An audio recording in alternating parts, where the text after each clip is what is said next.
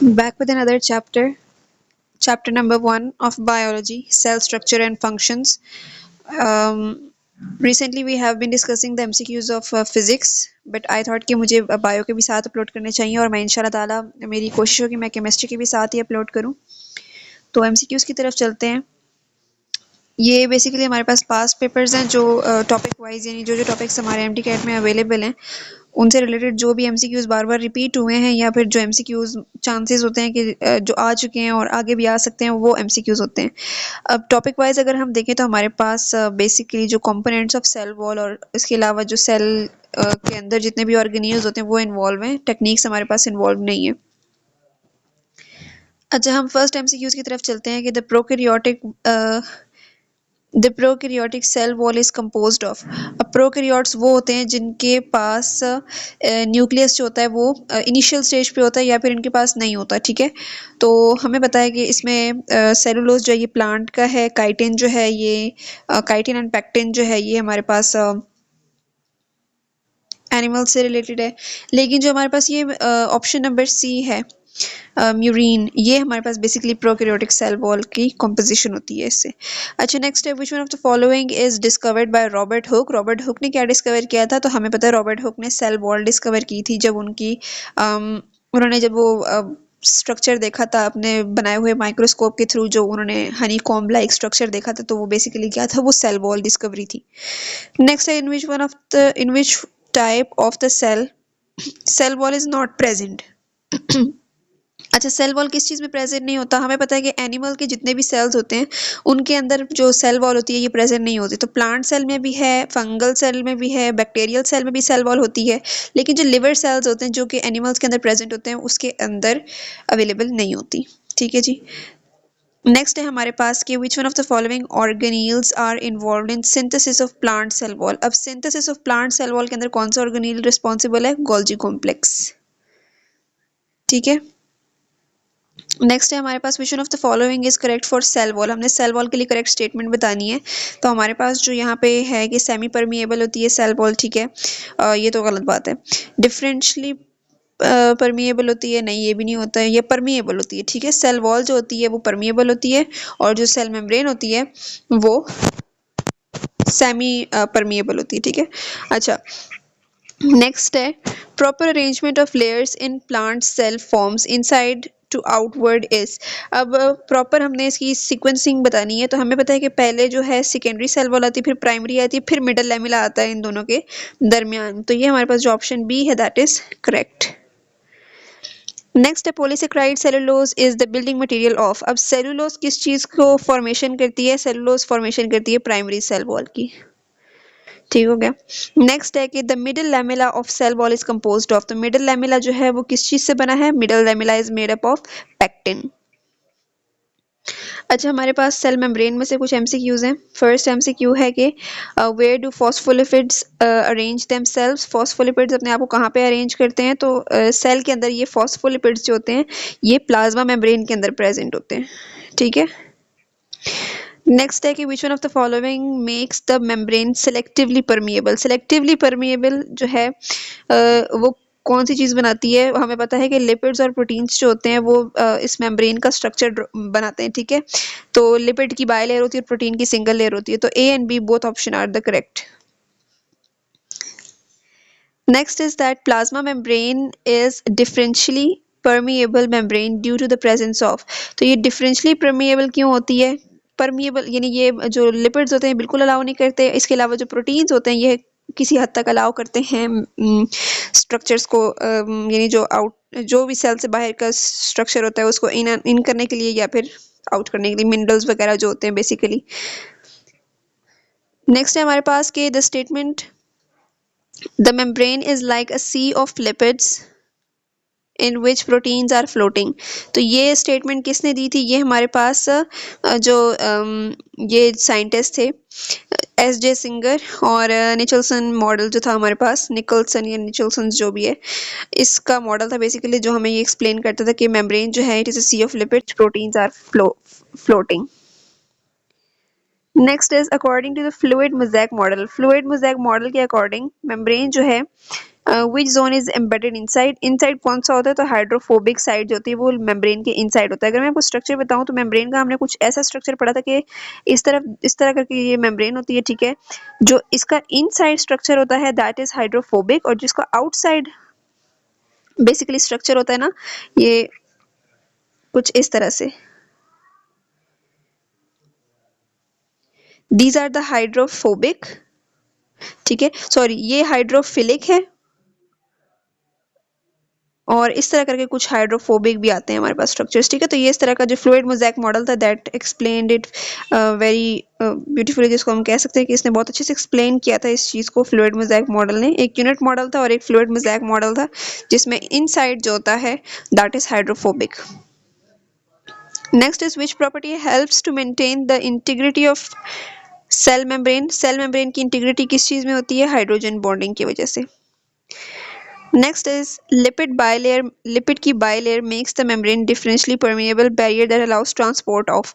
अब जो हमारे पास लिपिड्स की बायलेयर है ये किस चीज़ की ट्रांसपोर्ट अलाउ करती है, फिर ये नॉन पोलर मटेरियल की करती है, ठीक है, क्योंकि पोलर होंगे तो वो वाटर के अंदर डिजोल्व हो जाएंगे।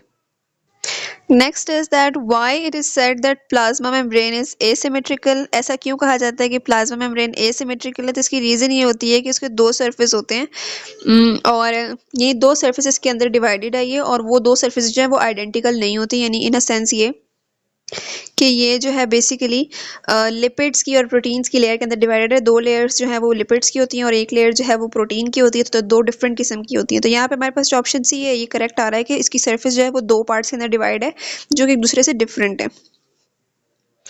नेक्स्ट है हमारे पास कि cell membrane also contain dash through which the movement of material takes place by active and passive transport. अब एक्टिव और पैसिव ट्रांसपोर्ट जो है मटेरियल की या मिनरल्स की, वो किसकी वजह से होती है, वो चार्ज प्रोटीन्स की वजह से होती है, ठीक है। उसकी लेयर के अंदर चार्ज प्रोटीन्स होते हैं जिसकी वजह से एक्टिव और पैसिव ट्रांसपोर्ट की जाती है। अच्छा, next is the part of plasma membrane that controls fluidity of membrane. ये कौन सा पार्ट है जो फ्लूइडिटी को कंट्रोल करता है, तो लिपिड्स होते हैं वो बेसिकली प्लाज्मा मेम्ब्रेन के अंदर जो है वो फ्लूइडिटी को कंट्रोल करते हैं। नेक्स्ट है कि ऐसा कौन सा मटेरियल है that regulates the selective permeable membrane permeability of the plasma membrane allowing the movement of molecules according to need of the cells. तो नीड ऑफ द सेल्स के अकॉर्डिंग जो है वो अभी मैंने आपको बताया प्लाज्मा प्रोटीन्स जो होते हैं ये अलाउ करते हैं, ठीक है। नेक्स्ट है हमारे पास के it is membrane, it's membrane is the site where sunlight energy is trapped where all is formed refers to. अब सनलाइट कहाँ पर ट्रैप होती है, तो ये सनलाइट जो है ये क्लोरोप्लास्ट के अंदर ट्रैप होती है, जिसके अंदर क्लोरोफिल एक केमिकल प्रेजेंट होता है जो एनर्जी को ट्रैप करता है, ठीक है जी। साइटोप्लाज्म में से दो एमसीक्यूज हैं। तो साइटोप्लाज्म के अंदर क्या क्या प्रेजेंट होता है। साइटोप्लाज्म जो है हमें पता है कि जो सेल मेम्ब्रेन के इनर पार्ट में जितना भी फ्लूइड होता है उसके अंदर, चाहे वाटर हो, चाहे ऑर्गेनील्स हो, चाहे इनसॉल्युबल वेस्ट हो, या स्टोरेज प्रोडक्ट्स वगैरह जो होते हैं जिसको हम कह सकते हैं, जो ऑप्शन डी में आपको नजर आ रहा है, यानी इसके अंदर हर चीज अवेलेबल होती है, ठीक है। Next is which one is drinking process of the cell. तो ड्रिंकिंग प्रोसेस कौन सा है, ड्रिंकिंग प्रोसेस को हम कहते हैं पिनोसाइटोसिस। राइबोसोम्स में से एमसीक्यूज हैं, इनको भी डिस्कस कर लेते हैं। मेरी कोशिश होगी मैं आपके साथ पूरा जो इस चैप्टर का जितना भी सिलेबस अवेलेबल है मैं सारे एमसीक्यूज आपसे शेयर करूं। अच्छा जी, नेक्स्ट है कि which is the factory for synthesis of sugar.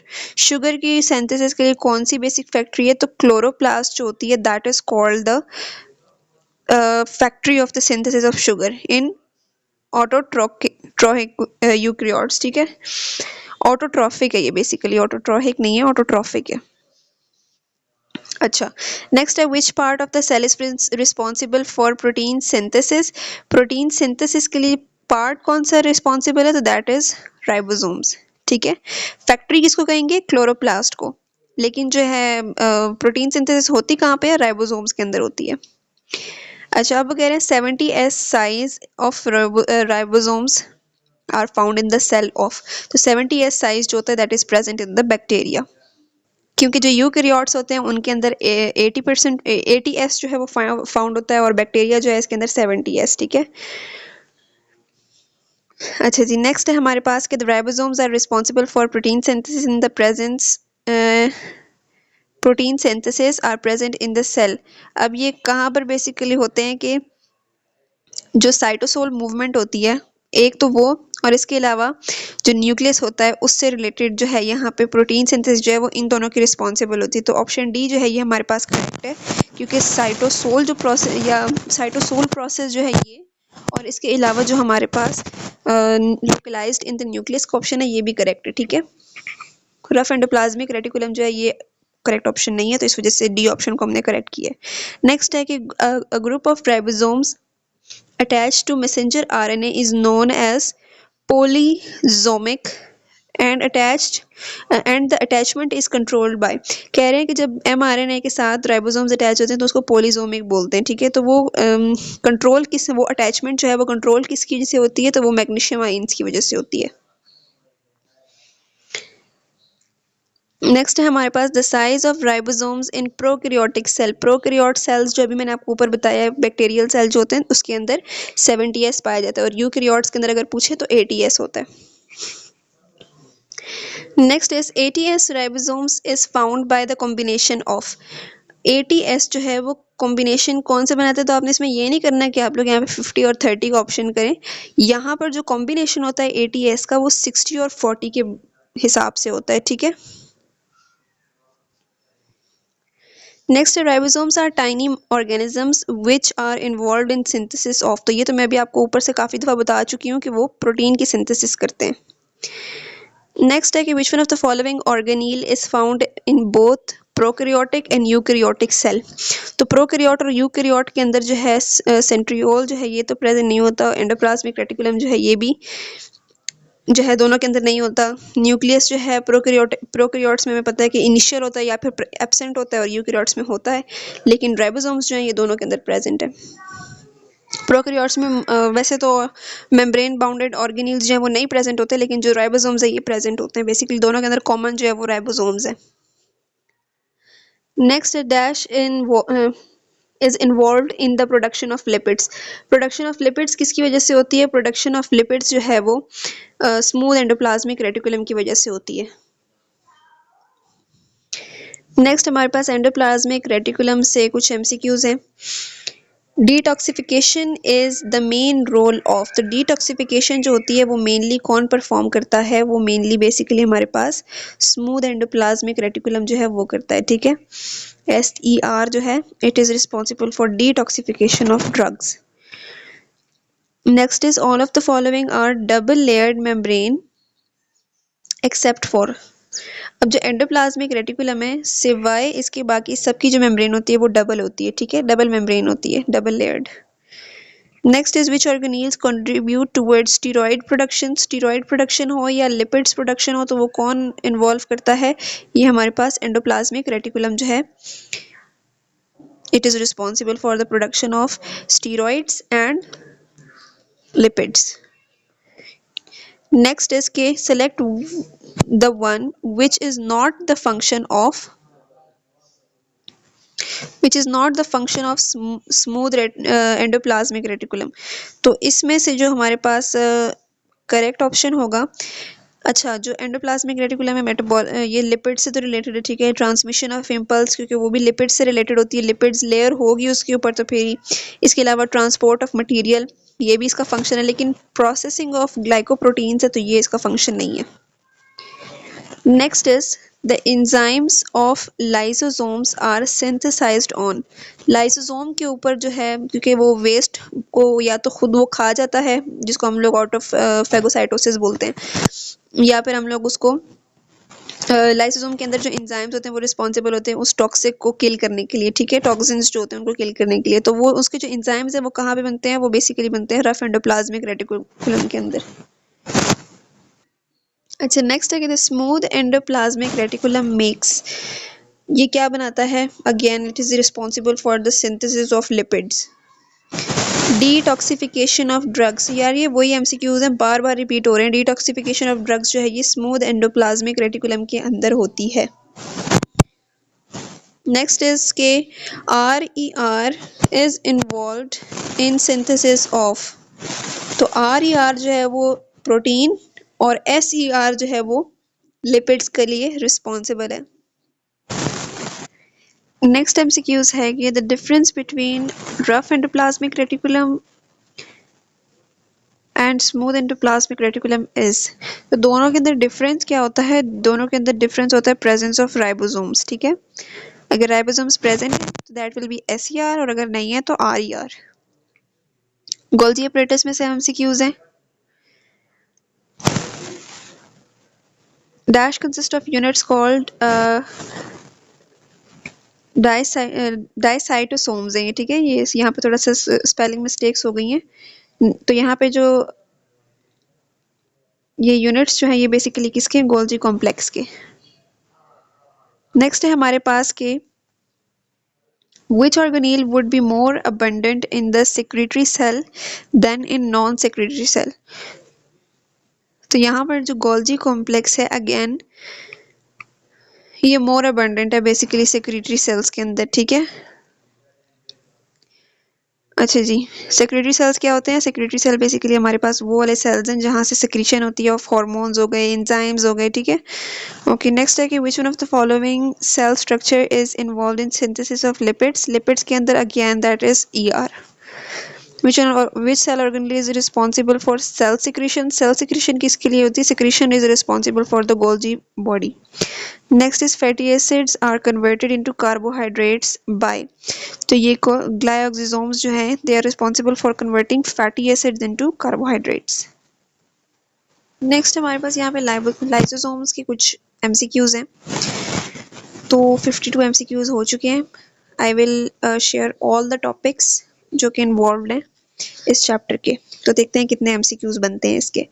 Next है कि storage disease are caused by excessive accumulation of substances within the cell. कह रहे हैं कि स्टोरेज डिजीज जो होती है वो कॉज होती है जब हम लोग किसी सब्सटेंस के अंदर या किसी सेल के अंदर एक सब्सटेंस की एक्यूमुलेशन हो जाए, ठीक है, ड्यू टू डिफेक्ट्स, यानी म्यूटेशन करती है इन वन ऑफ द कौन से एंजाइम्स के अंदर? यहाँ पे लाइसोसोमल एंजाइम्स जो है, ठीक है। नेक्स्ट है हमारे पास कि the lysosomes are found in eukaryotes contain, जिन यूकैरियोट्स के पास लाइसोसोम्स होते हैं उनको हाइड्रोलिटिक एंजाइम कहते हैं, ठीक है। नेक्स्ट इज टे Sachs disease particularly results from the mall functioning of, तो यहाँ पे लाइसोसोम्स जो हैं अगर ये मेल फंक्शनिंग परफॉर्म करते हैं तो इसकी वजह से ये डिजीज कॉज होती है। Next is dash at the spherical sacs. Spherical sacs का आप नाम सुनेंगे, surrounded by single membrane, membrane भी सिंगल है, कंटेनिंग हाइड्रोलाइटिक एंजाइम्स। इन्होंने 3 कैरेक्टरिस्टिक्स बताई हैं और तीनों किसकी हैं? लाइसोसोम्स की हैं बेसिकली। नेक्स्ट है कि the enzymes are present in lysosome are synthesized in the, तो ये कहाँ पे होते हैं? ये RER के अंदर। ये भी हमने ऊपर रफ एंडोप्लाज्मिक रेटिकुलम के MCQs में हमने ये डिस्कस किया था। अच्छा, अब ये कह रहे हैं कि लाइसोसोम का फंक्शन क्या है। तो लाइसोसोम जो है हमें पता है कि जो सेल डिस्टर्ब हो जाता है, यानी जो डेड सेल्स होते हैं उनकी डिस्ट्रक्शन और उसके प्रोसेस को हम ऑटोफैगी बोलते हैं, ठीक है। और इसके अलावा इसके अंदर हाइड्रोलाइटिक एंजाइम्स होते हैं जो इस फंक्शन को परफॉर्म करते हैं। तो यहाँ पे डी ऑप्शन जो है that is correct. Next is which one of the following is found in plant cell only. सिर्फ प्लांट सेल के अंदर कौन सी चीज होती है? ग्लायोक्सिसोम्स प्रेजेंट होते हैं, ठीक है। Next is which one of the following is responsible for the breakdown of fatty acid. Fatty acids जो है उनको ब्रेकडाउन या डिटॉक्सिफिकेशन ऑफ अल्कोहल जो है ये किसकी रिस्पॉन्सिबिलिटी होती है? ये पेरोक्सिसोम्स की रिस्पॉन्सिबिलिटी होती है। Next is peroxisomes. Now the function of peroxisomes is to digest the cell, ठीक है। इसके अलावा ये ब्रेकडाउन ऑफ फैटी एसिड्स में भी रिस्पॉन्सिबल है और इसके अलावा यहाँ पे protect cell from toxin material है। तो यहाँ पे A and C ऑप्शन जो है ये करेक्ट है। In animal peroxisomes are present in, animals के अंदर जो पेरोक्सिसोम्स होते हैं they are present in liver and kidney. So option C is correct. Mitochondria में से कुछ MCQs हैं, ये भी शेयर कर देती हूँ। That which one of the following organelle is regarded as self replicating organelle. तो सेल्फ रेप्लिकेटिंग जो है उनको हम माइटोकॉन्ड्रिया कहते हैं, और माइटोकॉन्ड्रिया आप लोगों को अच्छे से पता होना चाहिए कि it is called the power house of the cell. Next is which of the following organelle is responsible for cellular respiration. Cellular respiration जो है it is responsibility of the mitochondria. Next is which cytoplasmic organelle make their own protein. तो क्योंकि mitochondria जो है ये खुद proteins बनाते हैं तो इसी वजह से इनको पावर हाउस भी कहा जाता है। Next is mitochondria is usually absent in. तो माइटोकॉन्ड्रिया जो है ये मेच्योर रेड ब्लड सेल्स के अंदर नहीं प्रेजेंट होते। Next is mitochondria was first seen as a granule in. तो किस चीज के अंदर सबसे पहले ये डिस्कवर हुए थे? ये सबसे पहले मसल सेल्स के अंदर डिस्कवर हुए थे। Next is which one of the following organelle always contain DNA. So mitochondrion जो है या माइटोकॉन्ड्रिया जो है ये इसकी ये हमारे पास रिस्पॉन्सिबल है, यानी इसके अंदर हमेशा डीएनए पाया जाएगा। Next is the enzyme ATP synthase is located on the membrane of the organelle. तो एटीपी सिंथेज जो है ये भी माइटोकॉन्ड्रिया के अंदर ही प्रेजेंट है। Again next is which organelle is bounded by two membranes. दो मेम्ब्रेन किसकी होती हैं? तो दो मेम्ब्रेन्स जो है ये माइटोकॉन्ड्रिया की होती हैं। Next is the inner membrane of mitochondria from extensive infolding. तो इनर मेम्ब्रेन जो है इसको हम लोग क्रिस्टाई बोलते हैं, ठीक है। Next is the finger-like foldings which are formed by the inner membrane of the mitochondria are called। तो इनको हम लोग क्या कहते हैं? क्रिस्टाई कहते हैं। इनर मेम्ब्रेन की बात हो रही है, अगेन इसको हम क्रिस्टाई बोलेंगे, ठीक है जी। Next is DNA is found in which of the following. तो ये भी किसके अंदर है? माइटोकॉन्ड्रिया के अंदर। Some of the MCQs of nucleus which I am going to be sharing। और उम्मीद तो यही है कि आज 100 MCQs हो जाएंगे, हमारे सेंचुरी हो जाएगी। अच्छा जी, फर्स्ट MCQs है कि function of the nucleolus is to form. Nucleolus का क्या फंक्शन होता है? न्यूक्लियोलस का फंक्शन है कि ये RNA जो है इनको फॉर्म करता है, ठीक है। Next is colloidal mixture of ions and और ions organic and inorganic salt is present in. तो ये न्यूक्लियोप्लाज्म के अंदर होता है, न्यूक्लियोलस के अंदर नहीं होता। आपको पता है ना कि न्यूक्लियस जो है उसके अंदर जो एक डार्क एरिया होता है उसको न्यूक्लियोलस कहते हैं, जहाँ पे जेनेटिक मटेरियल प्रेजेंट होता है। इसके अलावा जितना भी उसके अंदर फ्लूइड प्रेजेंट होता है उसको न्यूक्लियोप्लाज्म बोलते हैं। अच्छा जी, उसके बाद हमारे पास MCQ है within the nucleus dash are made by the nucleus. Nucleus क्या बनाता है? न्यूक्लियस जो है ये राइबोसोम्स बनाता है, ठीक है। अच्छा, next is which one of the following cell structure contains the highest concentration of RNA। Highest किसके पास होती है? RNA की न्यूक्लियस के पास होती है। Next is what is the function of nucleoli. तो ये हमारे पास फंक्शन होता है फॉर्मेशन ऑफ राइबोसोम्स। अच्छा, और ये न्यूक्लियस डिस्कवर किसने किया था? न्यूक्लियस चाहिए रॉबर्ट ब्राउन ने डिस्कवर किया था। नेक्स्ट है कि the growth and reproduction of eukaryotic cell is dependent upon its nucleus. Nucleus होगा, जेनेटिक मटेरियल होगा, तो उसके बाद ही क्या होगा? यूकैरियोटिक सेल्स जो है वो न्यू सेल्स जनरेट करते हैं, ठीक है। अब यूकैरियोट्स में आपको पता है ना कि सेल जिनके अंदर न्यूक्लियस प्रेजेंट होता है वो यूकैरियोटिक सेल होते हैं, जिनके अंदर नहीं होता या बिल्कुल इनिशियल स्टेज जो बनी होती है न्यूक्लियस की तो उसको हम लोग प्रोकैरियोटिक सेल बोलते हैं। Next is the structure present in eukaryotic cell but absent in prokaryotes है। तो वही बात हो गई यहाँ पे कि न्यूक्लियस जो है ये प्रोकैरियोट्स के अंदर नहीं होता। Next is which one of the following cell does not have nucleus. किस सेल के पास न्यूक्लियस नहीं होता? रेड ब्लड सेल्स के पास नहीं होता, ठीक है। वैक्यूल, वैक्यूल में से हमारे पास MCQs हैं। तो ये है basically the membrane separating the vacuole from cytoplasm is. तो उसको क्या बोलते हैं? उसको टोनोप्लास्ट बोलते हैं, ठीक है। जो वैक्यूल को और साइटोप्लाज्म को डिफरेंट करता है, यानी वैक्यूल वो जो लिक्विड पार्ट होता है, वाटर जिसको हम कह सकते हैं वो, ठीक है। एम्प्टी स्पेस जो होती है। अच्छा, next is which one of the following term is used to describe the membrane of central vacuole. Central vacuole के लिए भी कौन सी है? टोनोप्लास्ट है। DNA molecule in prokaryote is. अब डीएनए मॉलिक्यूल जो है प्रोकैरियोट के अंदर, डीएनए जो है हमें पता है कि डबल स्ट्रैंडेड होता है, ठीक है। इसके अलावा सर्कुलर भी है, यहाँ पे सिंगल भी है, बाउंडेड बाय मेम्ब्रेन भी है, मॉलिक्यूल नॉट, अच्छा ये नॉट बाउंडेड बाय मेम्ब्रेन, यानी ऑप्शन ए जो है ये करेक्ट है। Last MCQs is central large vacuole is the characteristic of. तो लार्ज कैरेक्टरिस्टिक या लार्ज वैक्यूल जो है वो प्लांट सेल के अंदर प्रेजेंट होता है। ये थे हमारे पास आज के एमसीक्यूज। होपफुली ये आपके लिए हेल्पफुल रहे होंगे। ठीक है, अब जो चैप्टर नंबर 2 है बायोलॉजिकल मॉलिक्यूल्स, ये इंशाल्लाह मैं नेक्स्ट वीडियो में शेयर करूंगी। तो अगर आप लोगों को इस तरह के नोट्स रिक्वायर्ड हैं तो मैं अपनी प्रीवियस वीडियोस के अंदर मेंशन कर चुकी हूँ कि ये आपको कहाँ से मिलेंगे। ठीक है, और ये जो एमसीक्यूज हम नहीं किए, ये वो टॉपिक्स नहीं थे जो इन्वॉल्व नहीं थे एमडी कैट के अंदर। ठीक है, ये वो टॉपिक्स हैं जो एमडी कैट के अंदर बेसिकली इन्वॉल्व नहीं थे, तो मैंने कहा कि इसके ऊपर जो है हम बाद में डिस्कशन करेंगे। तो thank you so much for watching. अल्लाह हाफिज़।